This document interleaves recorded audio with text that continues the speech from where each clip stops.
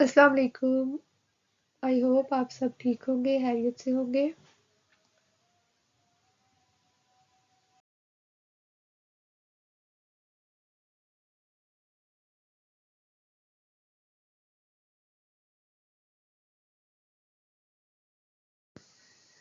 The topic of our discussion is artificial intelligence. In this lecture, we will discuss the basic concept of AI. What is AI? What are the types of AI? Strong AI, narrow AI, and super AI. How it works and what are the domains and applications of AI.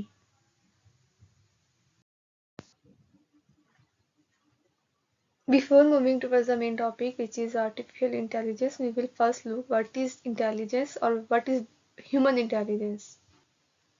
So, intelligence can be defined as a general mental ability for reasoning, problem solving, and learning. अगर intelligence की बात करें कि इंसान किस तरह से एक प्रॉब्लम को सॉल्व करता है, उसको प्रॉब्लम को सॉल्व करने के लिए क्या उसने लॉजिक, क्या रीजनिंग डेवलप की है और किस तरह से वो उस प्रॉब्लम से लर्न करने के बाद सेम प्रॉब्लम अगर होती है तो वो किस तरह से उसको अप्लाई करेगा या सिमिलर टाइप ऑफ प्रॉब्लम के सॉल्यूशन किस तरह से डिज़ाइन करेगा, किस तरह से डेवलप करेगा, किस तरह से इंसान सोच रहा है या सोचता है, तो ये उसकी सोचने समझने की सलाहियत को बेसिकली इंटेलिजेंस कहा जाता है, which is basically ability for reasoning, problem solving and learning. और इसके लिए ये जो बेसिकली तीनों चीज़ें हैं वो एक कॉग्निटिव फंक्शंस के साथ इंटीग्रेट होती हैं, जिसमें परसेप्शन, अटेंशन, मेमोरी, लैंग्वेज और प्लानिंग भी इन्वॉल्व होती है। इसी ह्यूमन इंटेलिजेंस और ह्यूमन ब्रेन किस तरह से काम करता है, उसी से इंस्पायर होके इस चीज़ पे काम किया गया है कि मशीन में ये सलाहियत कैसे इंड्यूस कराई जा सकती है कि अगर इंसान इतना इंटेलिजेंट है और जो काम इंसान कर सकता है, जिस तरह के डेली टास्क, डेली लाइफ के task, general purpose, specific thinking, reasoning इंसान करता है, वही काम मशीन से करवाए जाए। तो इस चीज़ पे काम हो रहा है और जब से ये काम स्टार्ट हुआ है तो इसको बेसिकली हम कहते हैं कि आर्टिफिशियल इंटेलिजेंस के मशीन में सलाहियत को इंड्यूस कराना। So what is AI? AI is basically the ability of computers to think and learn. Machine में वो एबिलिटी या वो सलाहियत को ऐड करना कि वो थिंक कर सकें या लर्न कर सकें, not as human but similar to human किसी हद तक। जिस तरह से इंसान का दिमाग काम करता है, ये अल्लाह ताला ने जो सलाहियतें इंसान में डाली हैं, टोटली 100% तो हम वो चीज़ नहीं करवा सकते मशीन से, ना ही वो अभी तक ऐड हो पाई हैं, लेकिन किसी हद तक किसी एक डोमेन में किसी एक डेडिकेटेड टास्क के लिए कंप्यूटर को लर्न और थिंक करवाना, उससे प्रिडिक्शंस करवाना, हम कहते हैं कि वो मशीन आर्टिफिशियल इंटेलिजेंस है और वो उस हद तक काम कर रही है, लर्निंग और थिंकिंग कर रही है। And artificial intelligence is the most transformative technology of our time, of this era, and it's changing every aspect of human life.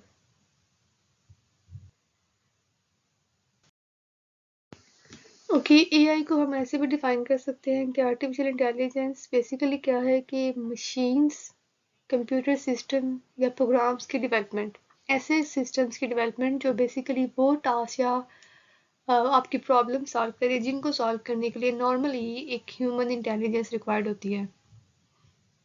उस तरह के सिस्टम को डेवलप करना, उस तरह की मशीन्स बनाना आर्टिफिशियल इंटेलिजेंस है। कौन कौन सी मशीन्स या किस तरह के टास्क सॉल्व कर सकती हैं आपकी machines, like decision making, object detection, solving complex problems.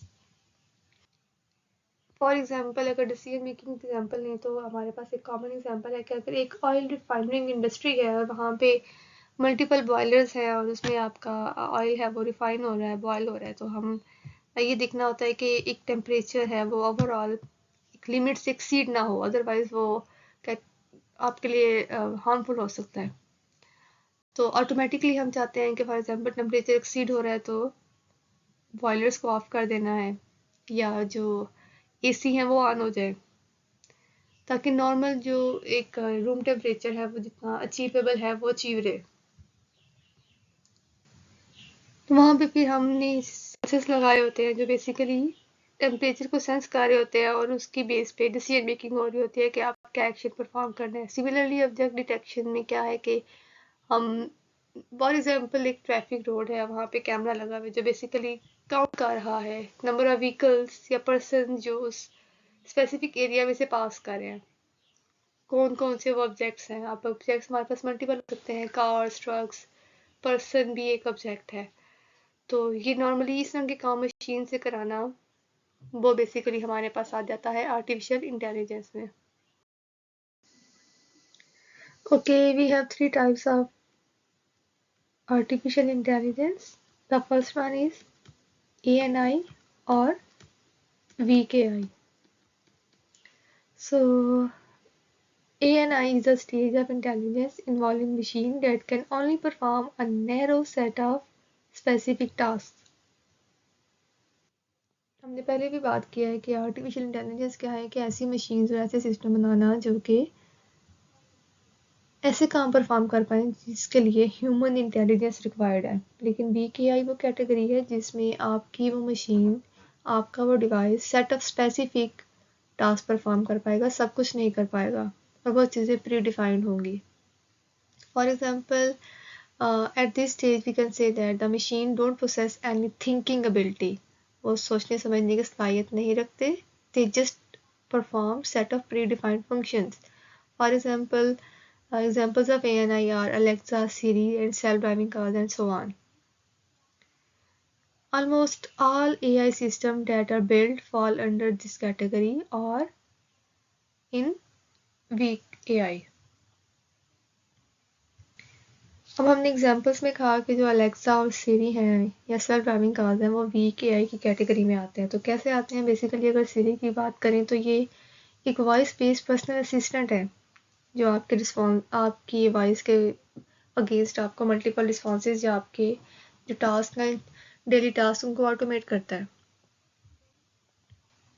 So these voice-based assistant Alexa and Siri could be called weak AI system because they work within a limited predefined set of functions, implying that their responses are oftenly pre-programmed. सब जो responses हैं वो automatically हमारे pre-program generated होते हैं।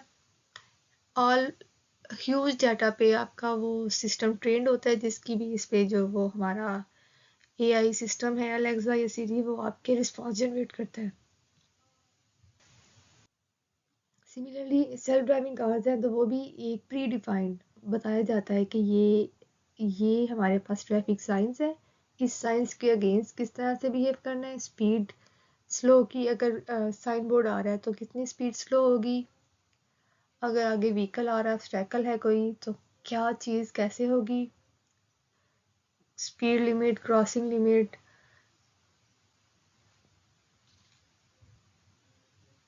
Traffic lights और बाकी जो हमारे आसपास के व्हीकल्स मूव कर रही हैं उस तरह उनको किस तरह से कैटर करना है, वो रूल्स हमने मशीन में पहले से प्री प्रोग्राम किए होते हैं। उसी के अगेंस्ट हमारा जो व्हीकल है वो परफॉर्म कर रहा होता है।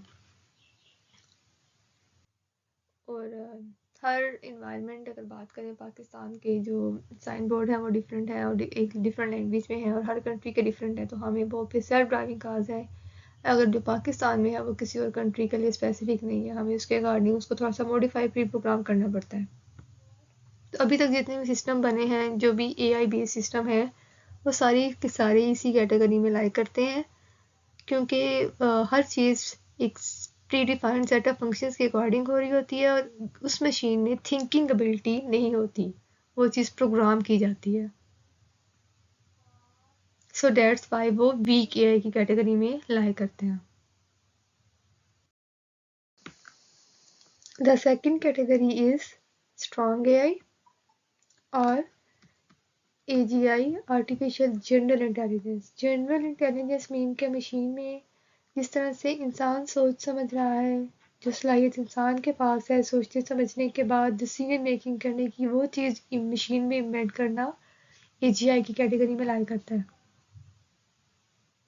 सो हमने पहले भी बात की है कि अभी तक जितनी भी इन्वेंशंस हुई हैं, जितनी भी मशीन्स हैं, जितने भी डिवाइसेस बन चुके हैं, जितनी भी ऑटोमेशन और इन्वेंशंस हो चुकी हैं, वो सारी की सारी कैटेगरीज हमारे पास ANI VKI की कैटेगरी में लाई करती हैं। So there are currently no existing examples of strong AI, but it is believed that we will be soon able to create machines that will be smart as human being. और अगर देखा जाए तो strong AI अगर हम कह रहे हैं कि कभी ना कभी हम इस काबिल हो जाएंगे कि इंसान की तरह, जिस तरह से एक इंसान इंटेलिजेंट है, ये जो इस तरह से वो फंक्शंस परफॉर्म करता है, सोचता है, समझता है, काम करता है, वैसा कोई मशीन या रोबोट बना लेंगे तो ये इटसेल्फ एक ह्यूमन के लिए थ्रेट भी है. Stephen Hawking quoted that development of full AI could spell the end of human race. So it will either be the best thing that will ever happen to us or it will be the worst thing. Okay, the last category or type of the AI is the ASI. Artificial superintelligence is the stage of artificial intelligence when the capability of computers will surpass human beings. It is currently seen as a hypothetical situation as depicted in movies and science fiction books. There are a lot of movies and shows in which machines are taking over the world. All of that is basically super AI. So we can say that the machines are not very far taking into consideration that at current pace, however, such systems currently don't exist. In a conclusion, we can say that अभी तक ऐसी कोई भी machine नहीं है जो इंसान से बेहतर सोच सके, रीजनिंग कर सके, थिंक कर सके और हर तरह का काम परफॉर्म कर सके. Okay, by comparing all these type of AI, narrow AI, general AI and super AI, we can say that we are at narrow AI which only perform dedicated task. हमारी machine सिर्फ set of pre defined task he perform कर पाती हैं, उनमें thinking capacity और ability नहीं होती. General AI पे काम हो रहा है और किसी हद तक ओवरऑल हम कहें कि एज अ ह्यूमन हम एक मशीन या रिबोट बना रहे हैं तो वो पॉसिबल नहीं है. जनरल एआई है क्या बेसिकली कि वो उसमें थोड़ी बहुत हम कह सकते हैं कि ह्यूमन लाइक थिंकिंग और reasoning, problem solving functionality add up होती है. और super AI more than human intelligent, this is not possible. So now we will see that how AI works. Artificial intelligence is a broad field that involves creating intelligent machines that can perform typically those tasks or functions that require human intelligence, such as visual perception, speech recognition, decision making, or language translation. इनमें से अगर किसी एक part की बात करें, visual perception या speech recognition की, कि आप जो बात कर रहे हैं, स्पीच रिकग्निशन भी अगर बात करें तो इंसान क्या बात कर रहा है, क्या बोल रहा है, उसका सिमेंटिक मीनिंग मशीन के लिए परसेप्ट करना, उसको जज करना, उसको एनालिसिस करना, वो बहुत कम्प्लेक्स टास्क है. वो भी अभी तक हम कम्प्लीटली नहीं कर पाए. अलेक्सा और सीरी हैं, वो सिर्फ हमारे ऑटोमेटेड जो स्पीच है उसकी बेस पे रिस्पॉन्स जनरेट करते हैं. हमारे स्पीच को वो एनालाइज नहीं कर पाते कि बेसिकली एग्जैक्टली उसका मीनिंग क्या है.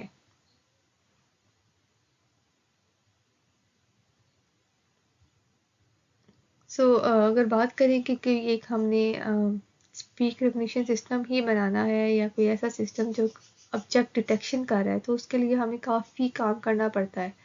AI कैसे काम करती है? AI works by combining large amount of data, very fast iterative processing and intelligent algorithms, allowing the software to learn automatically from the pattern or features in the data.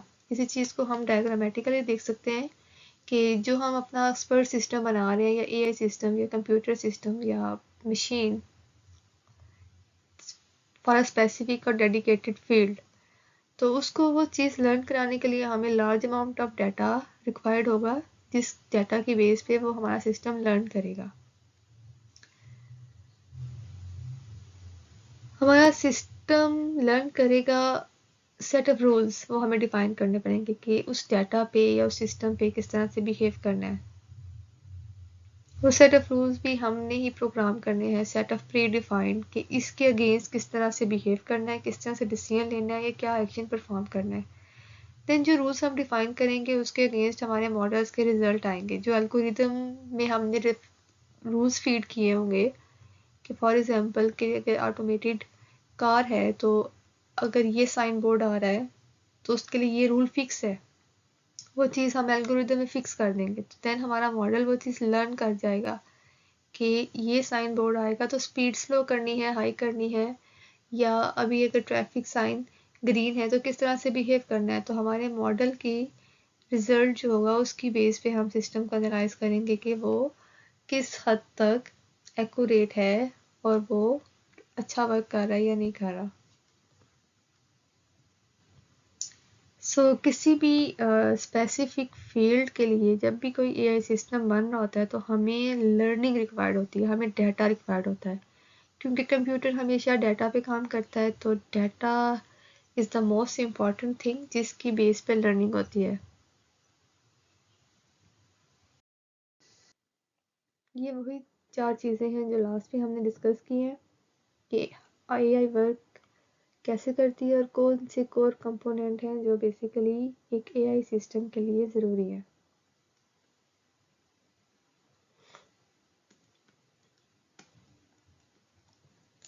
So the first one is the data, which is the most important part. The second one is algorithm. Third one is model, and fourth one and last one is the computing power. AI algorithm require large amount of data to learn and improve over time. सिर्फ हमारा AI system ऐसा नहीं होना चाहिए कि एक बार हमने वो सिस्टम बना दिया, जो डाटा पास किया है, जिसकी बेस पे उसने लर्निंग की है, वो उसी पे वर्क करेगा। वो हमारा सिस्टम हर वक्त कॉन्टीन्यूस इम्प्रूवमेंट में होगा, वो डाटा से लर्निंग करता रहेगा ताकि अगर कोई न्यू सिचुएशन आ रही है, जो न्यू चीज़ें आ रही हैं, वो उससे भी लर्न करे, जैसे एक इंसान करता है। कोई भी अगर अनसीन चीज़ या सिचुएशन आ जाती है तो हम उसको टैकल कर लेते हैं, उस टाइम अच्छा नहीं कर पाते, लेकिन हम उस चीज़ से लर्न करते हैं, नेक्स्ट उसके अकॉर्डिंग बिहेव करते हैं। तो सिमिलरली मशीन्स भी ऐसी होनी चाहिए कि वो ओवर द टाइम इम्प्रूव करें, डाटा से लर्न करें। And this data can come from variety of sources, for example from internet, and can be in the text form, in the images, audio, sensor readings, कुछ भी हो सकती है। यहाँ पे हम एग्जांपल लेते हैं कि अगर हम एक ऐसा सिस्टम बना रहे हैं जो कि फेस डिटेक्ट कर रहा है, आपके एक्सप्रेशंस भी डिटेक्ट कर रहा है, साथ के एक ये पर्सन कौन है, इसका नाम क्या है, प्लस इसके फेस एक्सप्रेशंस क्या हैं। तो ऐसा सिस्टम या बनाने के लिए सबसे पहले तो हमें एक पर्सन डिटेक्शन हो रही है और एक उसकी एक्सप्रेशन डिटेक्शन हो रही है। हमें फिर क्या चाहिए, हमें चाहिए डिफरेंट फेसेस, डाटा चाहिए फेसेस का इन the form of images plus different expressions के साथ चाहिए।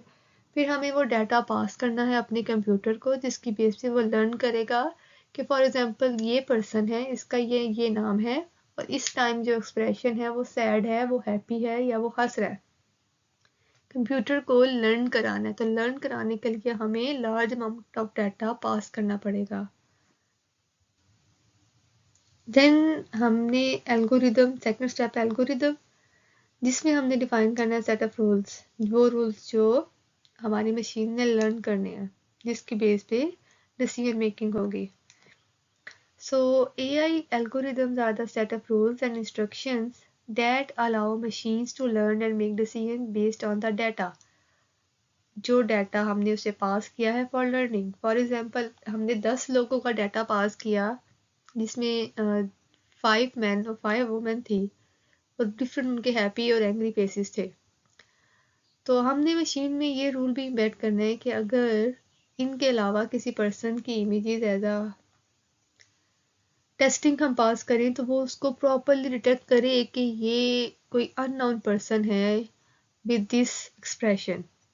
लेकिन अगर हम सेम पर्सन जिसके लिए हमने ट्रेनिंग डाटा प्रोवाइड किया है, उस पर्सन की इमेज आए, तो भी वो करेक्टली आइडेंटिफाई करे कि ये इस पर्सन का नाम है और ये इसका एक्सप्रेशन इस टाइम पे हैप्पी है या फेस है। वो रूल हमें डिफाइन करने हैं अपनी एल्गोरिदम में, तो वो सेट ऑफ रूल्स हमें बताने होते हैं, डिफाइन करने होते हैं, ताकि मशीन उनको लर्न करके देन उसके अकॉर्डिंग बिहेव करे, डाटा के अकॉर्डिंग। देन है हमारे पास models. AI models are the results of training algorithm on specified data set, जो हमने डाटा प्रोवाइड किया 10% का, उस पे हमारे एल्गोरिदम्स जो हमने सेट किए हैं उसके अकॉर्डिंग क्या रिजल्ट आ रहा है, वो हमारा मॉडल होगा। These models are used to make predictions and decisions about new data. फिर उसी मॉडल को यूज किया जाएगा उसी डाटा सेट पे भी और न्यू डाटा सेट पे प्रिडिक्शन करने के लिए। फॉर एग्जांपल हमेशा ऐसा नहीं होता कि हमने अगर AI system face detection recognition के लिए बनाया है या फेशियल एक्सप्रेशन के लिए, तो जिन पर्सन पे हमने ट्रेनिंग की है हम टेस्टिंग भी उसी पे करें। बहुत सारी यूनिवर्सिटीज़ में आपने या इन्वायरमेंट्स में आपने फेस अटेंडेंस सिस्टम देखा होगा, तो उसमें क्या है कि फॉर एग्जांपल जो करेक्ट ऑथराइज पर्सन है उसकी अटेंडेंस तो मार्क हो जाती है, लेकिन अगर कोई उस मशीन के सिस्टम के सामने अनऑथराइज पर्सन जाता है तो वो नोटिफाई करता है कि ये अनऑथराइज है और अटेंडेंस भी मार्क नहीं होती। तो दैट्स मीन कि वो रूल डिफाइन है कि अगर तो ऑथराइज पर्सन आएगा या ये पर्सन होगा उसके ये फीचर्स हैं तो ये ऑथराइज है और अटेंडेंस मार्क करनी है, और अगर कोई और होगा इनके अलावा तो किस तरह से बिहेव करना है। तो वो बेसिकली प्रिडिक्शन करना न्यू डाटा पे भी हमारा मॉडल का काम होता है। देन है हमारे पास कंप्यूटिंग पावर। कंप्यूटिंग पावर क्या है? Basically AI algorithm requires significant computing power to process large amount of data and train complex models. अब डाटा हमारे पास इंटरनेट पे भी, और जब हम किसी कंपनी के लिए या प्रॉब्लम सॉल्व करने के लिए अपना AI सिस्टम बना रहे होते हैं तो huge amount of data required होता है। तो उस अमाउंट ऑफ डाटा को प्रोसेस करने के लिए हमें कंप्यूटिंग पावर भी रिक्वायर्ड होती है। सिर्फ CPU सेंट्रल प्रोसेसिंग यूनिट से हमारे काम नहीं चलता, हमें graphic processing unit GPUs required होते हैं। तो कंप्यूटेशन पावर भी रिक्वायर्ड होती है हमें अपने मॉडल को ट्रेन करने के लिए।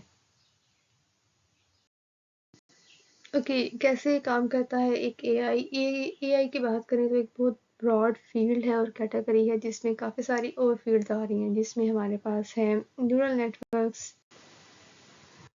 Networks, deep learning, natural language processing, NLP, machine learning, computer vision and cognitive computing. Multiple कोई भी एक अगर हम सिस्टम बना रहे हैं, जैसे हम कह सकते हैं कि हमारा सिस्टम एक कोई स्पेसिफिक प्रॉब्लम को सॉल्व करेगा या वो AI बेस्ड सिस्टम होगा, तो वो इनमें से किसी ना एक डोमेन को लास्ट में हिट कर रहा होगा, चाहे वो मशीन लर्निंग हो, डीप लर्निंग हो, न्यूरल नेटवर्क, मोर देन 2 भी हो सकता है, लास्ट में नहीं कि सिर्फ एक। For example natural language processing की बात करें तो नेचुरल लैंग्वेज प्रोसेसिंग क्या है कि वो ह्यूमन किसी भी natural language, human understandable language को प्रोसेस कर पाए, फॉर एग्जांपल उसको समझ पाए कि वो क्या है, उसको प्रोसेस कर पाए, उसको उसके अकॉर्डिंग देन वो ऑटोमेटेड रिस्पॉन्स जनरेट कर पाए। जैसे सीरी और अलेक्सा इसी की एग्जांपल्स में लाई करते हैं। देन बात करें कि अगर हम ऐसा सिस्टम बना रहे हैं, सर्वेलेंस सिस्टम, जो आपको ये बता रहा है कि एक स्पेसिफिक एरिया जहाँ पे वो हमारा कैमरा है वहाँ से कितने नंबर ऑफ व्हीकल्स पास कर रही हैं, उनके क्या कार लाइसेंस हैं, नंबर ऑफ प्लेट्स लगी हुई हैं, देन क्या वो एग्जैक्टली उनकी स्पीड है, क्या वो सेट ऑफ रूल्स को फॉलो कर रहे हैं या नहीं। अगर इस तरह कोई सिस्टम बना रहे हैं दैट्स मीन कि वो विजुअली डाटा को डिटेक्ट कर रहे हैं, एनालाइज कर रहे हैं, तो वो सिस्टम हमारा कंप्यूटर विजन बेस्ड होगा, वो उस फील्ड कैटेगरी में लाई करेगा। देन मशीन लर्निंग क्या है कि मशीन लर्निंग में हमारे पास set of predefined rules होते हैं और ऐसा सिस्टम होता है जिसको हम डाटा पास कर रहे होते हैं, वो उस डाटा से सेल्फ लर्निंग कर रहा होता है ताकि ह्यूमन इंटरवेंशन कम से कम हो। उसके बाद है हमारे पास डीप लर्निंग और न्यूरल नेटवर्क समटाइम हम एक ही तरह से कंसिडर करते हैं। ये ह्यूमन ब्रेन से इंस्पायर होके इस मैकेनिज्म और एल्गोरिथम्स बनाए जाते हैं कि जिस तरह से हमारा ब्रेन फंक्शन करता है, हमारे ब्रेन में न्यूरॉन्स हैं, उस तरह से हम कुछ एल्गोरिदम्स, कुछ मॉडल्स बनाएं और उस मॉडल्स को हम डाटा पास करें, फिर उस डाटा पे लर्न करके प्रिडिक्शंस और एनालिसिस परफॉर्म करें। Okay, this is a basic example के AI वर्क किस तरह से करता है। कि अगर फॉर एग्जांपल आपका एक सिस्टम है जो हम कह रहे हैं कि वो ऑलरेडी उसमें AI यूज़ हो रही है, तो वो किस तरह से बिहेव करेगा। फॉर एग्जांपल एक डिवाइस है, कंप्यूटर डिवाइस और मोबाइल को ही हम कह लेते हैं कि हम उसे एक पिक्चर पास कर रहे हैं और वो हमें आउटपुट में बता रहा है कि what it is actually. So input को वो डिसाइड कर रहा है, उसको व्यूअली परसेप्ट कर रहा है उसकी फीचर्स की बेस पे, उसके कलर की टेक्सचर की बेस पे, कि वो बेसिकली जो ऑब्जेक्ट है इमेज में वो क्या है।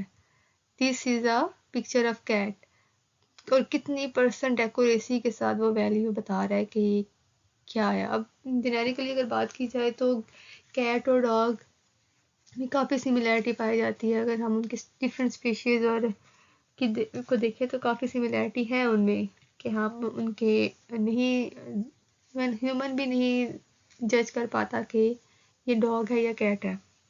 सो मशीन के लिए वो अंडरस्टैंड करना कि इट इज़ अ डॉग और कैट, ये काफ़ी कम्प्लेक्स चीज़ है। तो अगर एक ऐसा सिस्टम बना लिया जाता है तो उसके लिए हमें काफ़ी इनपुट डाटा रिक्वायर्ड है, जिस पे वो हमारा एल्गोरिथम पहले हमने ट्रेन करना है, देन एक फाइनल सिस्टम रिजल्ट में डेवलप हो। फॉर एग्जांपल एक एआई सिस्टम बनाने के लिए जो डॉग और कैट में डिफ्रेंशिएट कर पाए, तो हमें उसके लिए सबसे पहले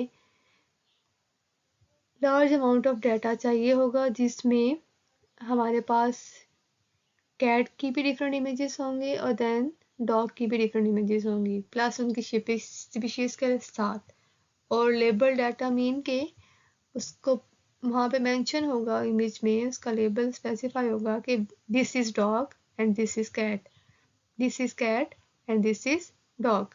देन वो जो इमेजेस का डाटा होगा विद लेबल्स, हम वो पास करते हैं अपने एल्गोरिदम को, ताकि वो उस पे हमारा मॉडल ट्रेन हो सके, जिसकी बेस पे रिजल्ट आएगा। और देन वो जो ट्रेनिंग होगी उसकी बेस पे देन न्यू डाटा की वो प्रेडिक्शन करेगा, जो इमेज उसको हम पास करेंगे वो डिसाइड करेगा कि whether it is a dog और कैट।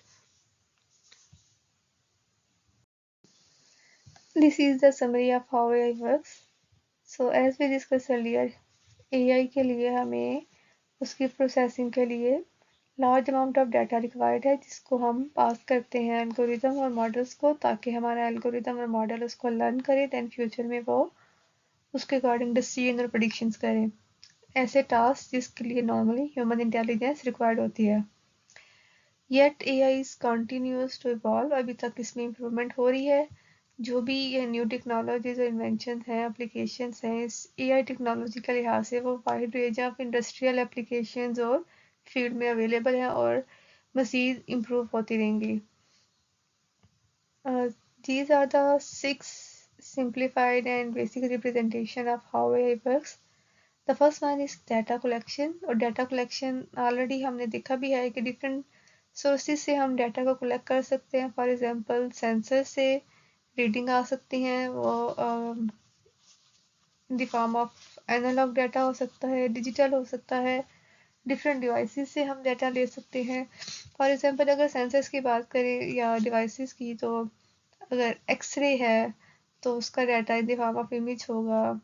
फिर अगर आपका कोई हार्ट बीट है तो वो in the form of curves आपका मॉनिटर पर डिस्प्ले हो रहा होगा। तो मेडिकल फील्ड, हेल्थ रिलेटेड या कोई भी फील्ड में हम किसी भी टाइप के डाटा के लिहाज से एआई सिस्टम बना सकते हैं। फिर डाटा प्री प्रोसेसिंग क्या होता है कि डाटा अगर आपने कलेक्ट कर लिया तो उसको उसके लिए सिस्टम जब बना रहे हैं तो सिस्टम के लिए सूटेबल भी करना, कि वो हमारे एल्गोरिदम या मॉडल के लिए फिट हो, और उसको थोड़ा सा प्री प्रोसेस इस लिहाज से भी करना कि जो एक्स्ट्रा चीज़ें हैं जो मॉडल को नहीं रिक्वायर्ड उनको रिमूव करना, नॉइस को रिमूव करना, मज़ीद डाटा को अगर इन्हेंस करना है, उसको ट्रांसफॉर्म करना, वो सब चीज़ें डाटा प्री प्रोसेसिंग में आ जाएंगी।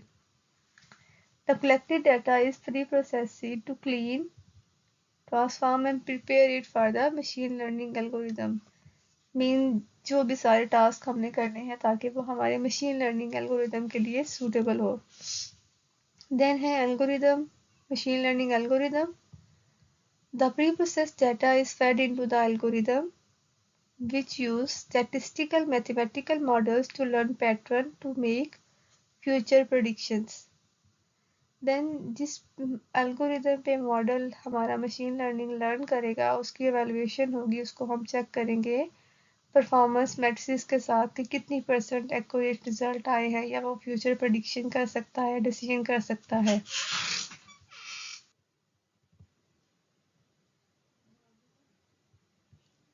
The performance of the machine learning model is evaluated against a validation data set to ensure the accuracy and prevent overfitting। जो डाटा सेट हम उससे ट्रेनिंग के लिए लर्निंग के लिए पास कर रहे हैं उसी में से हम एक चंक ऑफ परसेंटेज ले लेते हैं ताकि हम अपने मॉडल को एवेलुएट कर पाएंगे कि वो कितना अच्छा उसने उस चीज़ को लर्न किया है, क्या ये उसकी क्या एक्यूरेसी आ रही है, क्या रिजल्ट्स आ रहे हैं। देन अगर वो रिजल्ट्स और जो परफॉर्मेंस मैट्रिक्स हमने सोचे होते हैं कि अगर 90% या 95% रिक्वायर्ड बने उतने आ जाते हैं देन उसको हम मॉडल को एक्चुअल इन्वायरमेंट में डिप्लॉय करते हैं। तो ये डिप्लॉयमेंट का स्टेप क्या है हमारे पास, model deployment. Once the model is train evaluated, तो प्रॉपर ट्रेन हो गया और रिजल्ट्स को भी हमने वेरीफाई कर लिया, वैलिडेट कर लिया, उसके बाद it is deployed in the production environment to make prediction the new data. Then हम उसको रियल इन्वायरमेंट में अप्लाई कर देते हैं कि वो अब इस काबिल है कि हम उसको किसी भी जगह पे डिप्लॉय करने के बाद ये पॉसिबल फ्यूचर प्रेडिक्शंस कर सकता है। और again feedback loop, as new data is collected it is feedback to the machine learning model to improve its accuracy and performance over time। अब न्यू डाटा जो उसको पास हो रहा है स्टेप 5 में डिप्लॉयमेंट के बाद उस डाटा को भी कलेक्ट किया जा रहा है और वो दोबारा हमारी उसी एल्गोरिथम को पास किया जाएगा ताकि उससे भी लर्निंग को हमारा एल्गोरिथम करे और एक्यूरेसी को मज़ीद इम्प्रूव किया जाए और दोबारा से ये इन द फॉर्म ऑफ लूप हमारा सिस्टम चलता रहता है कि जो भी सिचुएशन आ रही है फ्यूचर में डाटा पास किया जा रहा है उससे वो लर्न करता रहे और मज़ीद हमारा सिस्टम एआई है वो इम्प्रूव करता जाए वक्त के साथ साथ। एआई सिस्टम को बनाते हुए हमारे पास डिफरेंट चैलेंजेस आ सकते हैं। ये कुछ हमारे पास चैलेंजेस हैं जो कि एक विजुअली या अगर इमेज की बेस का कोई हम सिस्टम बना रहे हैं एआई सिस्टम तो कॉमन टाइप ऑफ प्रॉब्लम आ सकती हैं। ये सिर्फ एक कैट के लिहाज से लेकिन ये जेनेरिकली हर फील्ड में आ सकती है कि अगर कार्स या किसी भी सीन्स किसी भी और सीन का डाटा है तो ये सारी प्रॉब्लम उसके लिए भी होंगी। फॉर एग्जांपल हमने डिफरेंट व्यू पॉइंट से इमेजेस ली हुई हैं तो उसमें काफ़ी सारी वेरिएशंस आ जाएंगी और कंप्यूटर के लिहाज से वो हर एक image in the form of pixels होगी और पिक्सल्स एक डाटा पॉइंट होता है तो वो हर एक डिफरेंट इमेज चेक करेगी। सिंपल फिर ये सेकंड है हमारे पास कि इल्यूमिनेशन प्रॉब्लम्स आ सकती हैं, कहीं पे लाइट कम है ज़्यादा है, ऑब्जेक्ट ही क्लियर नज़र नहीं आ रहा या उसके फेस पे वो सनलाइट पड़ी है या फ्लैश लाइट है तो उस लिहाज से भी ये चैलेंजेस आ जाते हैं और फिर हमें वो प्री प्रोसेसिंग में रिमूव करने पड़ते हैं। फिर अगर टास्क ही एआई टास्क ही ऐसा है कि हमने ऑब्जेक्ट डिटेक्शन करनी है और लोकलाइजेशन करनी है कि डिटेक्शन के जो रिक्वायर्ड ऑब्जेक्ट है वो उस सीन या इमेज या वीडियो में है या नहीं है प्लस वो कहाँ पे है, लोकलाइजेशन उसकी पोजीशन फाइंड करना। तो अगर तो ऑब्जेक्ट ऐसा है कि वो जैसे भी कैट है लेकिन हम देख के तो बता सकते हैं कि ये कैट है लेकिन कंप्यूटर को अगर हम सिंपल कैट की ये 10 इमेजेस ऐसी ही पास करेंगे उस पर हम कहते हैं कि हमारा सिस्टम लर्न कर पाए तो वो इस कैट को या एक नॉर्मल कैट को डिटेक्ट नहीं कर पाएगा। तो इस तरह की प्रॉब्लम्स को हमें देखना पड़ता है कि इनको कैसे डील करना है या इनको रिमूव करना पड़ता है। तो ये हमारी जो है सिस्टम में नॉइस क्रिएट करती है और रिजल्ट्स को अफेक्ट करती है। अब सिंपल ह्यूमन के लिए अंडरस्टैंड करना कि दिस इज़ अ कैट लेकिन कंप्यूटर के लिए ये सारी चीज़ें जो हैं वो एक नॉइस की तरह करेंगी, इसको हमें प्री प्रोसेस करना पड़ेगा, डाटा को रिफाइन करना पड़ेगा। अब अगर इस इमेज को देखें तो ये अब बैकग्राउंड क्लटरिंग कि हम आइडेंटिफाई ही नहीं कर पा रहे कि where is the object and where is the background. एक तो colour mechanism plus exactly human भी अगर फर्स्ट टाइम देखे तो मुश्किल से ही जज कर पाए कि हमारा एक्चुअल ऑब्जेक्ट कहाँ पे और बैकग्राउंड कहाँ पे है। देन सम टाइम ये प्रॉब्लम आती है क्लोजन की कि हमारा ऑब्जेक्ट किसी सीन के बिहाइंड किसी चीज़ के बिहाइंड छुपा हुआ होता है या नज़र नहीं आ रहा होता क्लियरली। तो अगर इस तरह की इमेजेस डाटा सेट में बहुत ज़्यादा है वो नॉइस की तरह एक्ट करेंगी और उससे हमारे परफॉर्मेंस पे अफेक्ट आएगा, हमारा एल्गोरिदम अच्छे से लर्न नहीं कर पाएगा। सिमिलरली ये भी ऑब्जेक्ट ओक्लूजन है और सिमिलरली दिस वन भी। ह्यूमन के लिए इन सबको देखना समझना आसान है, लेकिन मशीन में वो चीज़ लाना उनको करना मुश्किल है। देन हमारे पास एक और प्रॉब्लम आ जाती है इंट्रा क्लास वेरिएशन, कि अगर एक ऐसा सिस्टम है जो डिफरेंट कैट की जो वेरिएशंस है, जो उसकी स्पीशीज़ है, उन्हीं को रिकॉग्नाइज कर रहा है, तो हमें फिर हर स्पीशीज़ के लिहाज से wide amount of data required होगा ताकि वो उस पर ट्रेन किया जा सके।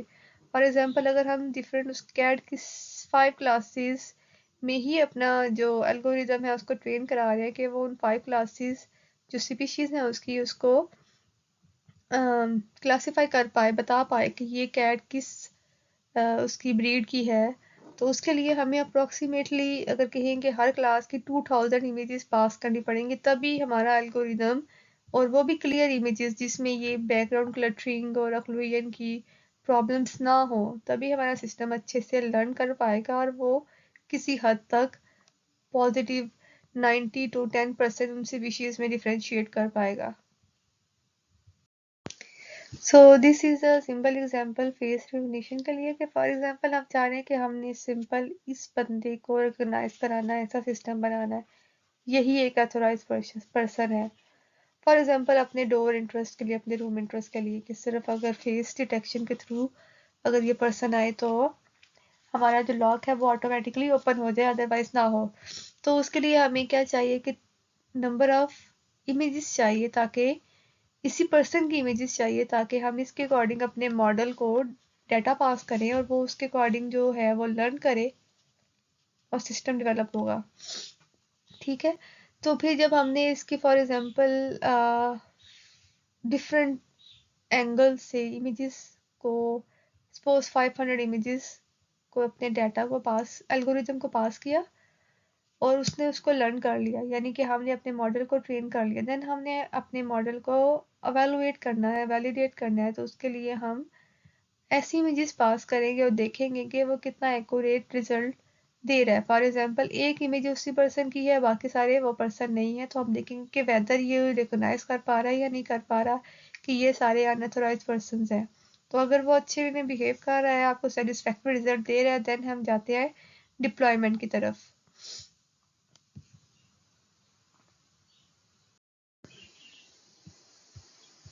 Okay, then we have applications of AI. Multiple जो भी फील्ड्स हमारे पास हैं, हर एक फील्ड में एआई काफ़ी हद तक यूज़ हो रहा है। गेमिंग में यूज़ हो रहा है, रोबोटिक्स, एग्रीकल्चर। एग्रीकल्चर में किस तरह से यूज़ हो रहा है कि आपके सॉइल मॉइस्चर को एक डिवाइस के थ्रू मॉनिटर किया जाता है, देन ऑटोमेटिक वाटर उस प्लांट को या उस पूरी जो आपका फार्म हाउस है उसको दिया जाता है, ताकि एक्स्ट्रा वाटर और ये सब चीज़ें को मेंटेन किया जाए, सॉइल की मॉनिटरिंग हो और फिर ग्रोथ को मॉनिटर किया जाए कि आपका प्लांट किस तरह से ग्रोथ कर रहा है, कौन सी वीड्स एक्स्ट्रा है उनको रिमूव करना है, वो सारी चीज़ें कंप्यूटर के जरिए मॉनिटर की जा सकती हैं। तो ये एक एग्रीकल्चर में इसकी एप्लीकेशन है। देन ई कॉमर्स में क्या है कि हमारे पास मोस्टली आप लोगों ने काफ़ी सारी डिटेल वेबसाइट और ई कॉमर्स साइट जो है वो विजिट की होंगी, लाइक अमेजोन, दराज, ये सब। तो इसमें कैसे यूज़ हो रही है एआई कि आप जब एक चीज़ विजिट करते हैं तो देन उससे सिमिलर इंटरेस्ट आपको अपीयर होना शुरू हो जाते हैं कि आपने लास्ट प्रीवियसली इस आइटम को व्यू किया था, इस प्रोडक्ट को व्यू किया था, तो सिमिलर आइटम्स या सिमिलर इंटरेस्ट कैटेगरी की चीज़ें आपको उस एप्लीकेशन में प्लस बाकी डिफरेंट एप्लीकेशंस में भी अपीयर होना शुरू हो जाती है, लाइक फेसबुक, लाइक इंस्टाग्राम। तो ये क्या है कि आपका डाटा गेट किया जाता है एल्गोरिदम की बेस पे कि इस यूज़र को क्या क्या चीज़ें पसंद हैं, देन उसके अकॉर्डिंग वो डाटा आपको अपीयर कराया जाता है कि मे बी इन फ्यूचर या आप इसको पसंद करें या आप इसको परचेज करना पसंद करें, तो वो डाटा आपको शो कराया जाता है। इंटरटेनमेंट में आपको फिर गेम, सोशल मीडिया में सेम, सर्विलेंस में भी आप हमने एग्जांपल्स देखी है कि कैमरास के थ्रू ट्रैफिक मॉनिटरिंग हो रही है, ये सब चीज़ें फाइनेंस में, automobile, self driving cars, health care में बहुत ज़्यादा भी हो रही हैं। लाइक हमारे पास बहुत सारी एप्लीकेशंस ऐसी भी हैं जिसमें आप वर्चुअली प्रॉपर चेकअप करा सकते हैं। अपनी इंफॉर्मेशन आप इनपुट करते हैं, देन उसके अकॉर्डिंग आपको प्रेस्क्रिप्शन प्रेस्क्राइब कर दी जाती है। लाइक आपने कितना क्या वेट है, क्या हाइट है, देन कितना आपने ट्रैवल किया, कितनी आपने वॉक की, उसके अकॉर्डिंग आपको ऑटोमेटिकली जो सिस्टम है वो डायग्नोस कर रहा होता है और आपकी एक्सरसाइज बता रहा होता है। ये सब चीज़ें हमारी हेल्थ केयर में एआई के एप्लीकेशन में आ जाती है। देन उसके अलावा ऑटोमेटिकली ये जो हमारे सिस्टम्स हैं, स्कैनर्स हैं, टोमोग्राफी, ये सब भी हमारे पास एआई के एप्लीकेशंस हैं।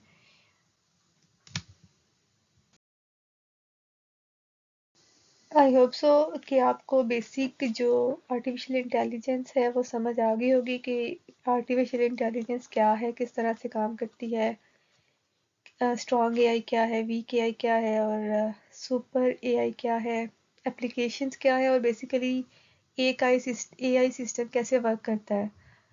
तो आज के लिए यही टॉपिक था आपका। अगर आपको कोई क्यूरियस हो तो आप पूछ सकते हैं मुझसे। Thank you so much.